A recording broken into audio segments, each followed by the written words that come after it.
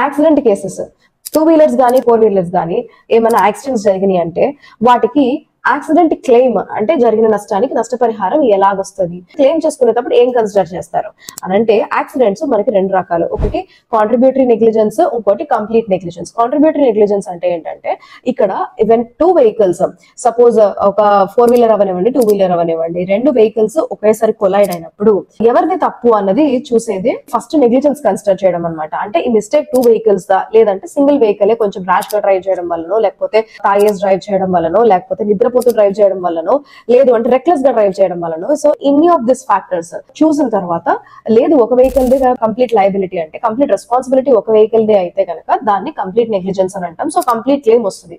లేదు 2 vehicles the అనుకోండి ఈ నెగ్లిజెన్స్ అంటే ఇద్దరు ఒకటే స్పీడ్ లో వెళ్తున్నారు, లేకపోతే ఇద్దరు ర్యాష్ గా వెళ్తున్నారు, దాని వల్లనే కొలాడ్ అయ్యారు, లేకపోతే ఒకటేసారి సడన్ బ్రేక్ వేయడం వల్ల వెనకాల నుంచి వచ్చి సడన్ గా కొల్యూషన్ అయింది, ఇట్లాంటివి ఉన్నాయంటే కనుక కాంట్రిబ్యూటరీ నెగ్లిజెన్సా కాదా అన్నది. అయితే సుప్రీంకోర్టు ఈ జడ్జ్మెంట్ లో చెప్పిన స్పెసిఫిక్ గా ఏంటి అంటే బ్రేక్స్ ఫెయిల్ అయినా సరే, ఓవర్టేక్ చేసినా సరే వాళ్ళది కాంట్రిబ్యూటరీ నెగ్లిజెన్స్ అనడానికి లేదు. బ్రేక్ ఫెయిల్ అయినా కాంట్రిబ్యూటరీ నెగ్లిజెన్స్ రాదు.